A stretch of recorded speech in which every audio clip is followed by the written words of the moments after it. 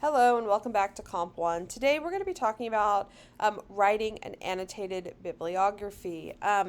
This is your first sort of major project that we're working on this semester, and this project goes alongside your expository essay. So let's talk about what an annotated bibliography is and what you will be creating. So, an annotated bibliography is a list of cited sources about a particular topic in which each citation is followed by a brief annotation or discussion of the source. This annotation consists of at least one paragraph, and an annotated bibliography has an important job. It's a useful document for research in a specific area because it allows you to sort of take an in-depth view of all of the different sources and look at what research there is in a specific area. It lets you look at how viewpoints in a specific area of research can vary, and it lets you summarize main points from different sources. So it's an important tool to create your own annotated bibliography because it really lets you step back and think, okay, here's all of the research about my topic, and here's what this source does compared to what, say, another source does. It's also an important tool to look at. So as you do research, if you come across annotated bibliographies, they're really valuable because they let you kind of look at a bunch of different sources quickly and, just at a glance. And it can be a good tool to help you pick out which research sources you might want to explore. So I'm going to give you a very formulaic way to do your annotated bibliography. This assignment isn't necessarily going to be like creative writing, but if you like assignments where it is very formulaic and you have to just plug things in, then this is going to be your assignment. So what you're going to do for this assignment is you are going to come up with 5 sources, and each of these 5 sources you are going to create annotations for. And each of these sources will have 2 elements, a citation and an annotation. Your citation will need to be in MLA format, and your citations will be in alphabetical order, just like they would be on a works cited page. And then down below here on the screen, you can see that I have that MLA formatted citation. And then following that, you will have an annotation paragraph for each of your sources. And each one of them, you will have a 1 paragraph annotation where you will address the 4 following criteria.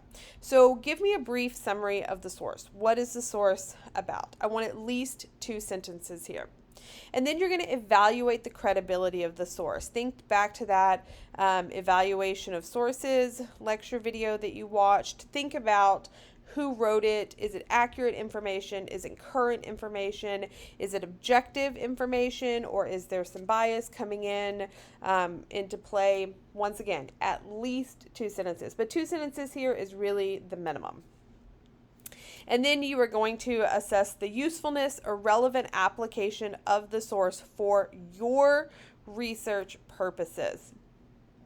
So this is where you get specific about starting to think about how you can use this for what you are writing and what you are creating. Sometimes we come across a source that has great information in it, but maybe it's not really useful for what we are doing in our own research. So that's what you are addressing here, is how useful is it going to be in your particular expository essay project.